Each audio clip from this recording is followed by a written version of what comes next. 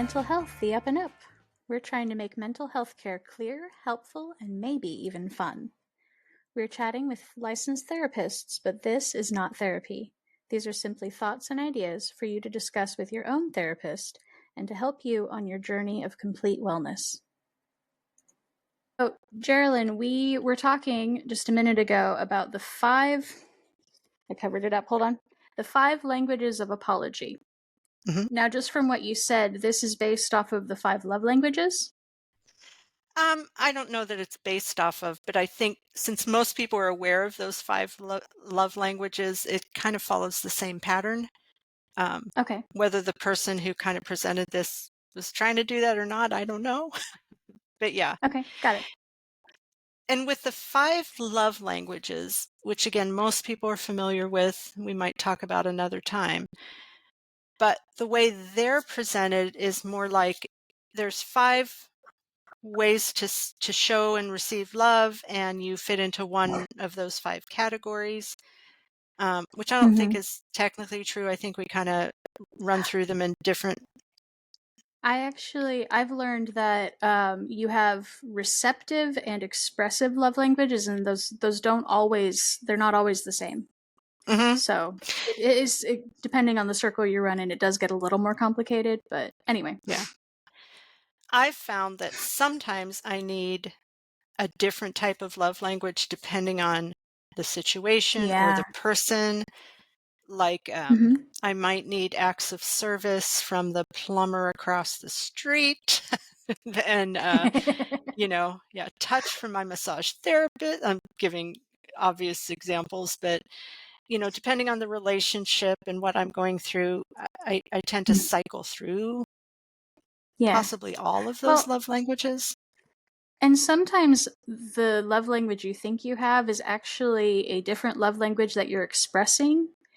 And my example of that is I've always thought that gift giving and gift receiving was my primary love language because I love getting little love gifts. Like my mom and dad went on a walk on the beach, and they came back and gave me a handful full of shiny rocks that they found that made them think of me, and I'm like, oh, that's so nice. Yeah. But the older I get and the more I start really analyzing myself, the more I think that gift receiving is actually acts of service in a way. Yeah. Because my primary expressive is acts of service.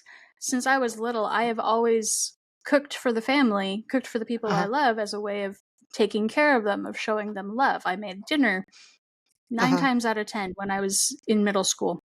Because I like to cook and because it was a way to show love to the people that I loved. Yeah, act of service. And so gift receiving or gift giving is kind of an act of service because I went out of my way. I saw this thing that made me think of you. I got it. I brought it back. Like, I don't know. So I think there's a lot of crossover.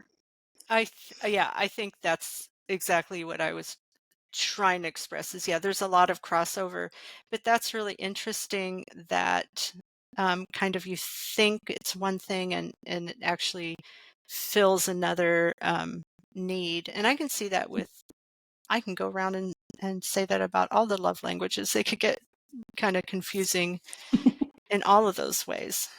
Yeah. So just because we did touch on it real quickly, the love language are quality time, physical touch, words of affirmation, acts of service, and gifts. Yeah. So, whether it was built off of that originally or not, it's a good comparison to the 5 love languages of apology. Okay. And with the 5 languages of apology. What are the names of those 5 for just real quick? So, sincere feeling, acknowledgement, explanation, plan to change, and I wrote down recompense, but that's not it. Amends. Yeah. So sincere feeling, acknowledgement, Explanation. What was the third? Explanation.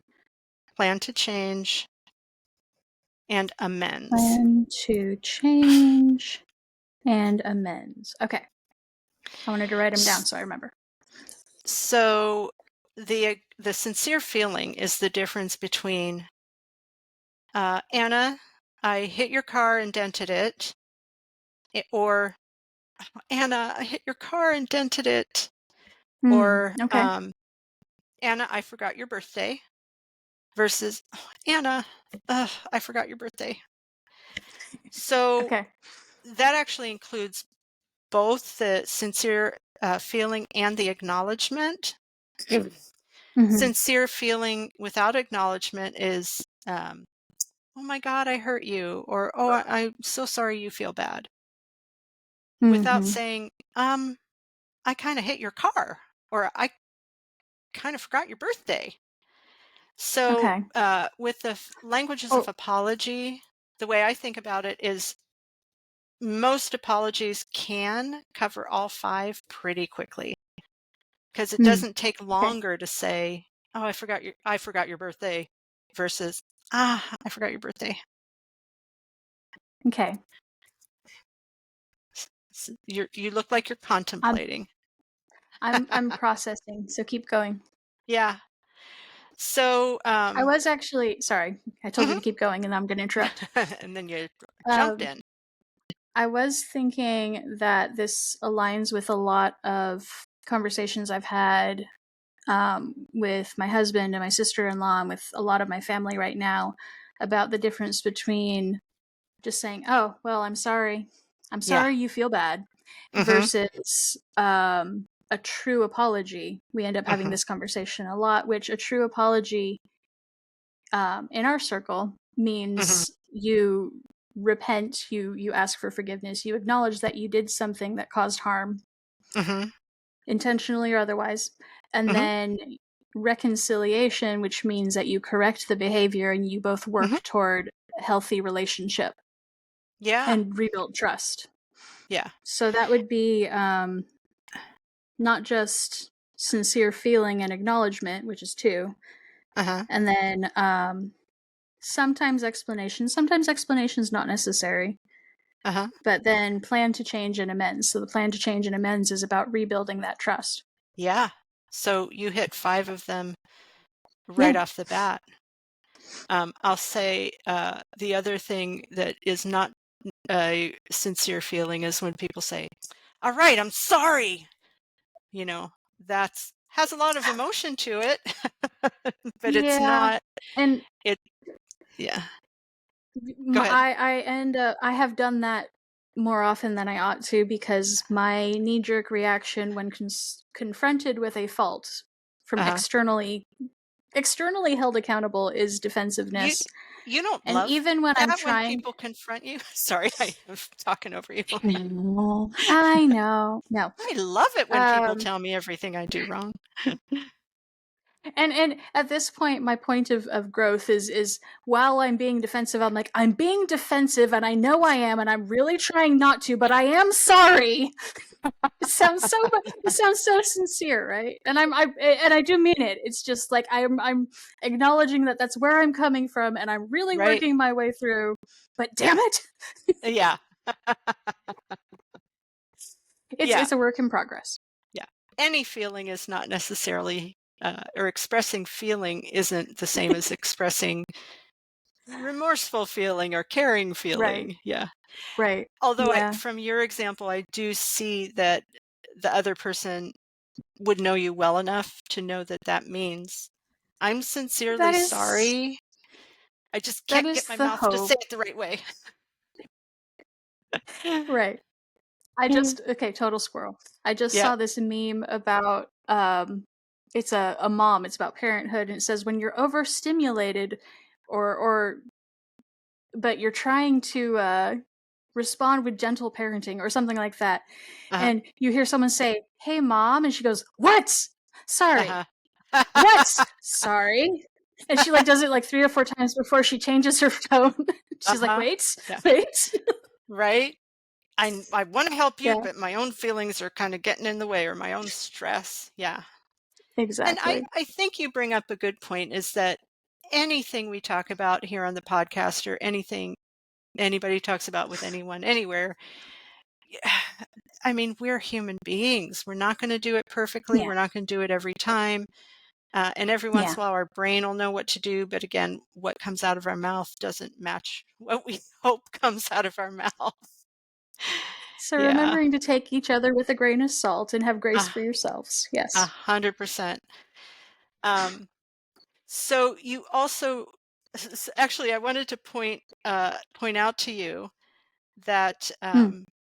oh, shoot, I wrote it down and now I can't read it. Oh, a minute ago when you said, "Ha ha ha, I told you to keep going," and then I started talking again. You Right. actually met several that was sincere. I mean, it had feeling Hmm. behind it, like a little bit of, "Oh, I shouldn't have done that." Definite acknowledgement, "I did do this." Um, Yep. Not overt explanation or plan to change, but understood that, "Oh, I don't wanna do that again." And, Right.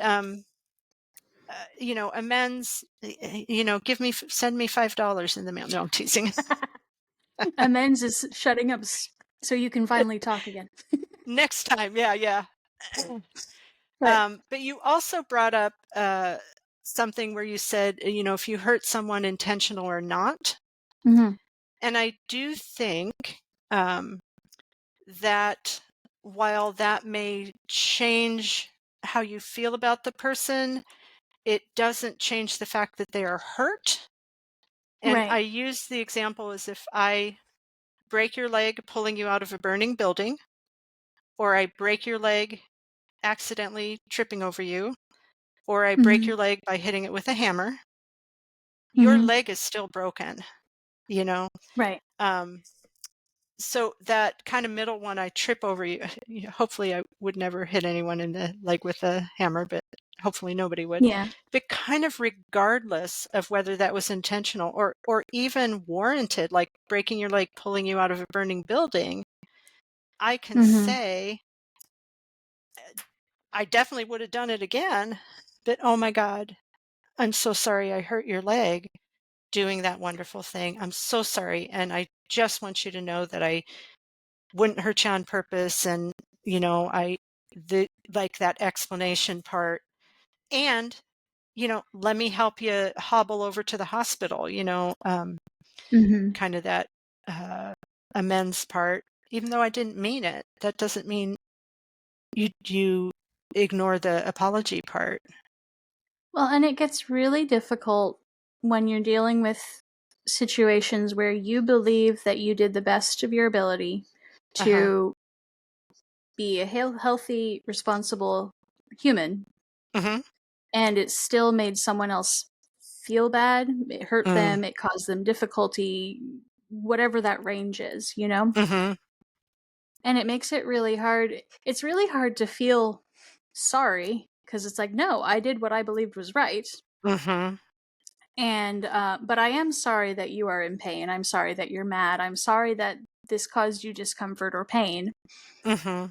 Um, I don't know. I grew up during my high school years was when there was a big fad about saying "I sorry you feel bad" isn't a real apology, and Yeah. it's like if it's dismissive, then absolutely not. If we're Yeah. dismissing, well, I'm sorry you feel bad.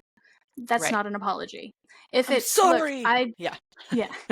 So if it's look, I did what I believed was to be right. I Uh-huh. did what I thought was best for myself and others. Uh-huh. I am sorry that it caused you distress, but I stand by my choice.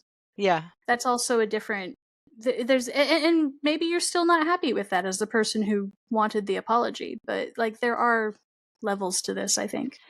Absolutely. What came to my mind was a nurse giving a child a shot. You know, Right. that Mhm. nurse 100% believing they're doing the right thing, but Yeah. also very sincerely, "Oh, I'm so sorry this hurts. Yeah. Still going to do it, but I'm so sorry this hurts. I know it hurts." That's the Yeah. emotion and the acknowledgement. The Or explanation is, yelling at your kid or grabbing them so they don't run in the road and get run over. "Uh-huh. It Yeah. scares them. It may have hurt their arm a little bit, whatever, and you're like, "Well, I'm sorry that you're hurt, but no, you don't get to run in the road." Right, right." And there's a way to do all of those things, to say, "I'm Yeah. so sorry I scared you. I'd do it Mhm. again in a minute because of the Mhm. situation. I know you were scared." Again, that's the sincerity, the acknowledgement. I know you Mhm. were scared, that explanation, that change for the future. Next time we need you to pay a little more attention and I need to pay a little more attention or build a fence or whatever. And that amends, come give mommy a hug, you know, Mhm. without the without overtly admitting or acknowledging I did something wrong. I have this real strong belief, and I'm going off on my own tangent here, that, okay, just follow along with me here, that Okay. most of the evil in the world is done because people have a hard time admitting they did something wrong. So, Mhm. right? So if I'm 3 years old and I hit my little sister, and my dad comes and says, "Hey, don't hit your sister," and I go like, "But she took a toy," and I Mhm. I don't have the capacity to say, "Well, she took my toy, but you're right, she probably shouldn't have hit her." That can Yeah. turn into, if I don't have the ego strength or capacity to say, "Eesh, I did something wrong," that can go to, "No, I'm justified in hitting my sister. Therefore, I'm justified in hitting that first grader who does this. And therefore, I'm justified in hitting that fifth grade. Therefore, I'm justified in committing armed robbery," Right. going all the way to the extreme. And I Yeah. think that need to kind of justify ourselves rather than admit a mistake. Um, Mhm. we then try to convince ourselves that we weren't wrong by repeating that mistake in bigger and bigger ways and in you know longer amounts of time, and Yeah. all starting from just not being able to say that was a goof up. Yeah. I think that's a very big part of it. I tend to differ with you a little bit, where I think that all the evil in the world comes from a point of self-focus, not Ah, selfishness. That uh-huh, selfishness is very specific, but uh-huh. self-focus and not being able to get yourself out of that headspace. Huh. But this falls in line with all of that, so we're not like on opposing points. Yeah, no, I'm remembering that I had this belief, as a teenager, I think, that I want to believe that other people are real, meaning Mhm. that even if I can't feel their pain, that pain exists in the universe. Yeah. Um, and I really do hate the all the movies or concepts of, the world is your fantasy, or you're dreaming this world or whatever. Mostly because it kind of removes people from responsibility of their actions, because if I don't think you're Yes. real, you Yep. know, I can do what I want, and that's just my brain trying to process things. Uh, I Mhm. think it's important to me anyway to say that you aren't a construct of my imagination, so that when I Yeah. I hurt you, that's real harm, or that's real hurt. And Mhm. um kind of regardless as to whether that's true or not, that's kind of how I want to live my life. So uh but yeah, Yeah. admitting you're wrong actually isn't necessarily a component of those 5 parts of an apology. It's That's very often a interesting. component, Yeah. right? Yeah, because apology doesn't necessarily mean admitting fault or admitting, even mistake. It's Mhm. yeah, I pulled you away, or yeah, Anna, I broke your leg pulling you out of that burning building. I'm so sorry your leg hurts. I'm super glad you're alive. Mhm. I still am going to help you hobble over to the hospital, Right. whether I caused your broken leg or not. Right. And hey, I don't know how you really changed, try to do things different in the future, because that's such an extreme example. But I'll learn the firefighters whole lift next There we time. go. So another point that I wanted to make on this one that was drilled into me as a kid is these are the 5 points of how to give an apology, Uh-huh. but there is also a responsibility in that interaction to accept an apology and offer forgiveness. And Mhm. again, I judge this to your situation and what's actually happening. Mhm. But as a kid, my parents were really good about teaching us that yes, your brother hit you. He Mhm. came and apologized. He's going to do better now. You do Mhm. actually have to say, "Yes, I forgive you," and you both have Mhm. to move on and try to do better. Mhm. And that's an important part. It's an important point to the dialogue because for reconciliation to happen, for amends and change to really happen, both participants have to be willing to have that. Mhm. So, yeah. Yeah, I'm kind of wanting to turn this into the 6 parts of an apology with that reconciliation. And again, I also wish I could credit who came up with this, and I don't remember. And I, c- I'll look it up and maybe I try to should add it to research. the blurb on That would be some. awesome, because I honestly can't remember where this came from. I would posit, however, I would suggest that if somebody does have trouble with that reconciliation, Mhm. um, if not currently, then in the past, they haven't had a part of those 5 parts of the apology. Either Yeah, someone, like in the case of your parents, if they had said, "Well, your brother hit you, that just happens," or "It's a stage he's going through," without right, that sincere feeling of, "Yeah, your brother hit you, shouldn't have happened, right. um, but you need to move on," or saying, well, he's just the not acknowledging it, well, you took his toy, or, well, he's a Mhm, 2-year-old, what do you expect? Whether mhm. he's a 2-year-old or not, he hit you, or, whether he's going through a stage or not, he hit you. Right. Um, so that I've seen sorry, this tied into something important. I've seen this happen with, we've mentioned, like, with Alzheimer's patients uh-huh, before, or even with special needs, kids, and it depends on ability, but when they I know of a situation where a person with special needs struck somebody because they were uh-huh, mad, and they yeah, didn't have the capacity to understand that that wasn't really okay, right, but it still was not okay. right, right, And, so no, I think it's very important to be able to acknowledge. yeah. And you bring up a good point that sometimes that doesn't actually have to come from the person who harmed you, No, because a 2-year-old isn't going to give you all that, but your parent no. can. Yeah. And I jokingly tell this story, which I think is adorable, but is also, I think it's adorable and telling. And a good example of this is I used to Mhm. work in nursing homes in the Alzheimer's unit, Yeah. and I did have someone say to me with Alzheimer's that I was so ugly I shouldn't be out in public with a bag over unless I had a bag over my head. How Right? charming. I know.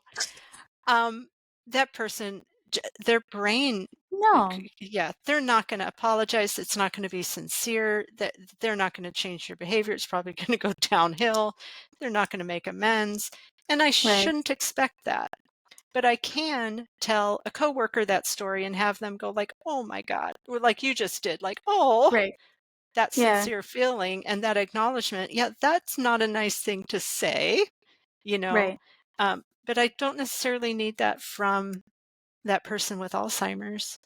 But yeah, Yeah. to me, I just immediately laughed because, and I think it's good to remember that because that's again an extreme Mhm. where somebody, technically hurt me. But Right. because I had an understanding of the overall picture, it didn't hurt. Exactly. And I Right. think I have to process this a little bit, but I think probably that's true in most cases if someone can't apologize, is that somehow, somewhere they don't have that capacity, whether it is because their ego can't tolerate it or they don't have the learning or, whatever. If you look deeply enough, again, I have to Yeah. process that, but in a perfect world, I Well, think and everybody this would. I think in a perfect world, everybody would be okay saying, "Oopsie, so sorry, let me get you to the hospital," or See, whatever. and this is cueing us into another podcast about closure and how where you can expect to get that and where you can't. Yeah, So, because most people now don't like the word closure, but yeah, that's a upcoming topic. Um, but yeah, sometimes it's impossible to have that mhm. final conversation with someone. It's just not going to happen. Or to have Yeah. that conversation with, a part of yourself in the past, I really damaged myself and, you Or know, even if you're lucky enough to have that conversation, it doesn't always give you what you think you needed. right. Yes. I've had situations, a personal situation where, not going to go into the specifics, but where somebody hurt me uh, Mhm. pretty badly. I shared it with someone and they said, "Oh my goodness. Well, did they kind of deny that they did it and just say, 'How dare you?' Or did they admit it and kind of comfort you?" And I said, "They kind of ignored me." They didn't do either one of those, you know, Mm. uh, which was almost kind of, yeah, I don't know whether it was worse, but did feel much more dismissive than if they had said, "How dare you accuse me of that?" Or "That wasn't as big a deal as you think." And I think it Yeah. goes back to my point of believing other people were real. They were so dismissive, like, "Okay, I hurt you, yeah, and so what?" Yeah. But yeah, I would have in that situation, definitely I would have rather had a, "Oh my god, I'm so sorry," but even a, "How dare you? I didn't mean it," would have felt at least acknowledgement. Right, Yeah, exactly. yeah, But anyway, we've yes, definitely rabbit trailed, but the whole yes, point of this one was that there are 5 different languages in an apology, yeah, and that ideally you'll hit more than one. yeah, and you can hit them pretty quickly, Yeah. "Oh my god, I hit your car, let me pay for it. I'll Mhm. pay attention next time." You know, uh, that hits all of those.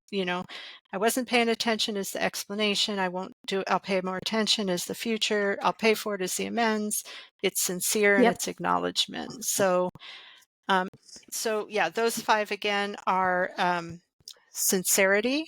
So not the Mhm. "I'm sorry" or the "All right, I'm sorry," or "I'm so sorry you feel bad about me kicking you in the shins," you know?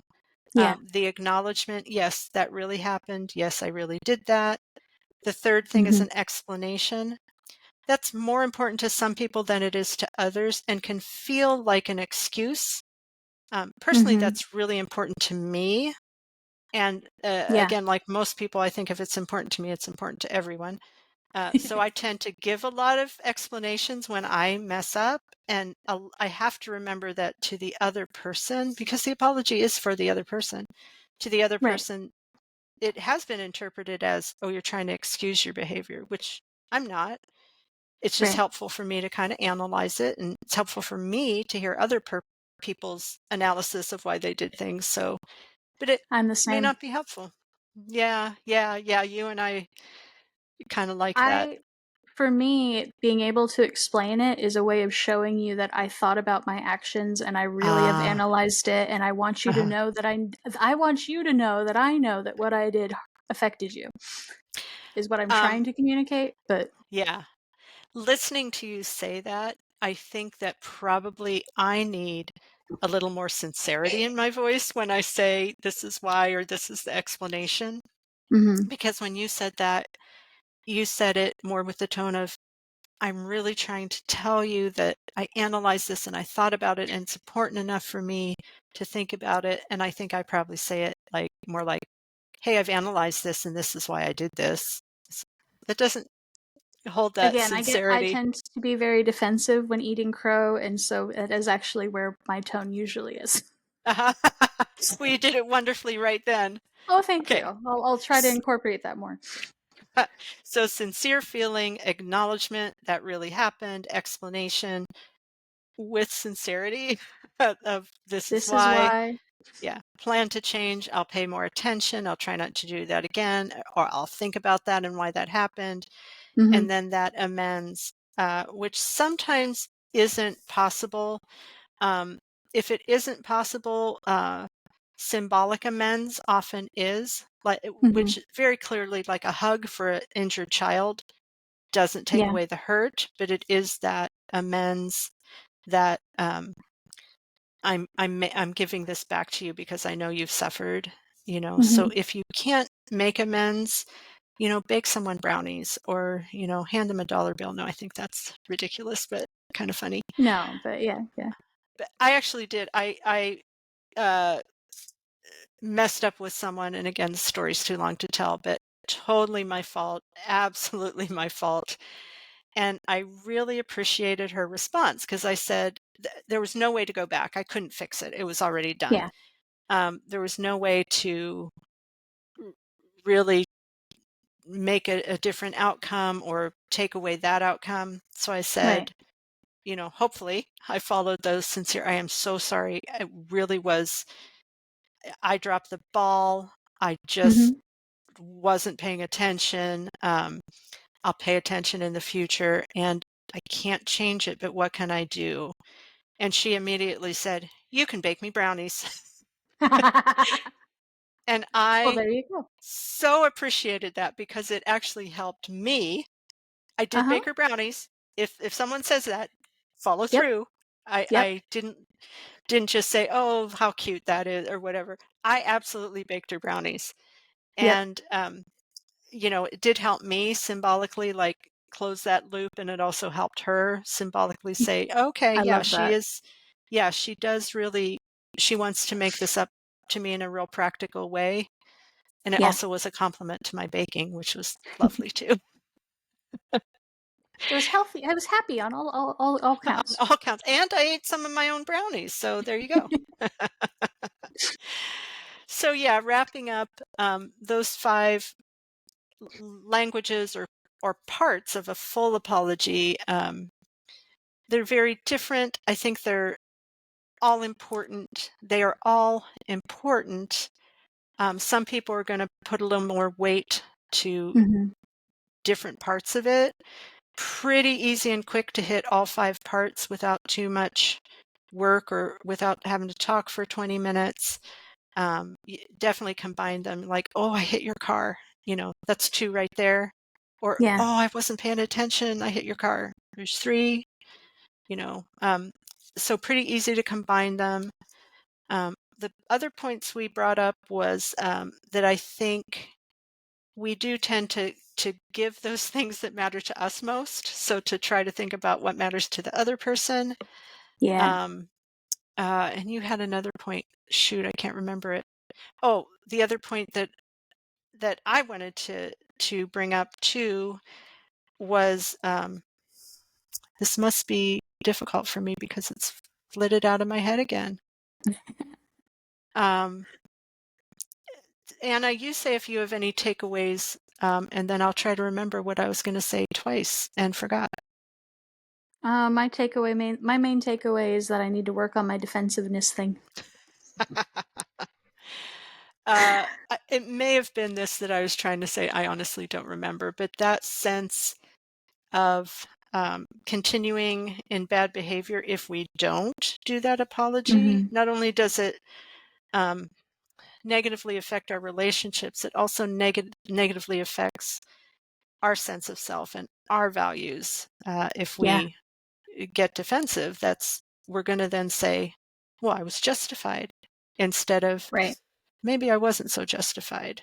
And being able to say that helps us with our own growth. So Agreed. Very much.